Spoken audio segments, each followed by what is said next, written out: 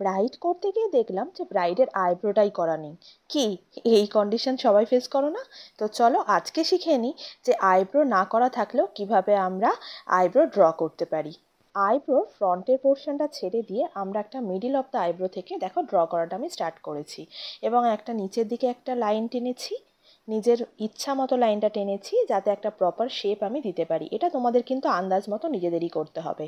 তারপরে দেখো ওপরেও আমি একটা প্রপার শেপ দেবার জন্য আর্চ ক্রিয়েট করেছি এবং নিচের হেয়ারগুলোকে আমরা কারেকশানের জন্য ছেড়ে দিয়েছি, দিয়ে আমি পুরোটা ফিল করছি আইব্রোটাকে। মিডিলের আইব্রোটা পুরোটা ভালো করে ফিল হয়ে যাওয়ার পরে আমরা দেখবো যে আমাদের ব্রাশে প্রোডাক্ট প্রায় নেই। এরকম অবস্থাতেই আমরা ফ্রন্টের দিকে যে পোর্শনটা আমাদের এখনও ড্র করা হয়নি সেই পোর্শনটাতে আমরা ড্র করা স্টার্ট করব। যদি আমাদের কাছে প্রোডাক্ট বেশি থাকে তাহলে কিন্তু আমরা হাতে অবশ্যই মুছে নেব, আদারওয়াইজ কিন্তু ফ্রন্টের পোর্শনটা, যেটা তোমাদের ভুলটা হয়, ফ্রন্টের পোর্শনটা প্রচণ্ড পরিমাণে কালো হয়ে যায় এবং তাহলে কি হয়, তোমাদের ন্যাচারাল যে আইব্রোর ব্যাপারটা থাকে সেটা কিন্তু থাকে না, ওটা একদমই দেখতে ভালো লাগে না, আর্টিফিশিয়াল বলে মনে হয়। কিন্তু দেখো এখানে আমি ফ্রন্টে কিন্তু সেরকমভাবে কোনো প্রোডাক্ট ইউজ করিনি, হালকা করে যেটুকু প্রোডাক্ট আমার ব্রাশে ছিল আমি সেটা দিয়েই করেছি, দেন স্পুলি দিয়ে ওটাকে আমি স্প্রেড করে একটা শেপ ক্রিয়েট করেছি।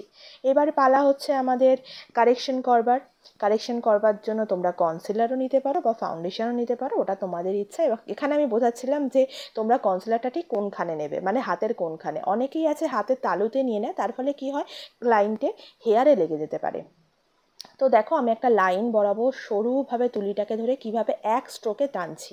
তোমাদের কিন্তু এটা মাথায় রাখতে হবে, তোমাদের এই কাজটা করার সময় কিন্তু এক স্ট্রোকে টানতে হবে প্রথমের লাইনটা, আদারওয়াইজ কিন্তু তোমাদের লাইনটা বেঁকে চুরে যাবে।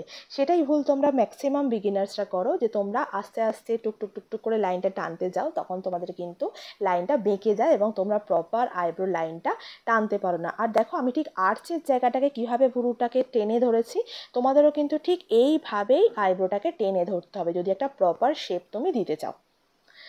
তো দেখতে থাকো ভিডিওটা পুরোটা, আর ভালো লাগলে আমার অবশ্যই চ্যানেলটাকে সাবস্ক্রাইব করে দিও। আর আগের ব্লেন্ডিংয়ের ভিডিওতে তোমরা আমাকে এতটা ভালোবাসা দিয়েছো, তার জন্য আমি ভীষণ খুশি হয়েছি। এরকম ধরনের ভিডিও আমি আনতেই থাকবো আমার চ্যানেলে, তো সেই জন্য আমার চ্যানেলটাকে অবশ্যই কিন্তু ফলো রেখো। আর ভিডিওটা ভালো লাগলে শেয়ার করতে কিন্তু একদমই ভুলো না, কারণ অনেকেই বিগিনার্সরা আছে যারা এগুলো দেখতে ভীষণই পছন্দ করে এবং শিখতে চায়। দেখো তোমাদের সাথে গল্প করতে করতে মোটামুটি আমার কিন্তু ফুল কারেকশনটাই কমপ্লিট হয়ে গেল। দেখতেই পাচ্ছ কীভাবে নিটভাবে তোমাকে কারেকশনটা করতে হবে। দেন কারেকশন করবার পরে তোমাকে সেই জায়গাটা কিন্তু ব্লেন্ডিং করে দিতে হবে। তোমরা চাইলে কিন্তু তুলি দিয়েও এখানে ব্লেন্ডিং করতে পারো, বা ছোট ব্লেন্ডারও পাওয়া যায় এই আইয়ের জায়গাটা ব্লেন্ড করবার জন্য। আমার কাছে আপাতত এটাই ছিল।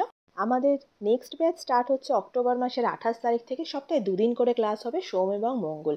যারা ইন্টারেস্টেড তারা কিন্তু তাড়াতাড়ি যোগাযোগ করে নিও। ক্লাসটা কিন্তু অনলি কলকাতাতেই অ্যাভেলেবেল, রুবি হসপিটালের কাছে। তো দেখতেই পাচ্ছ তোমাদের সাথে কথা বলতে বলতে পুরো কাজটা আমার কমপ্লিট হয়ে গেছে। আশা করছি তোমরা সবাই দুটো ভুরুর তফাৎ বুঝতে পেরেছো। ভিডিওটা ভালো লাগলে অবশ্যই শেয়ার করো আর চ্যানেলটাকে ফলো করে দিও। আজকের জন্য টাটা।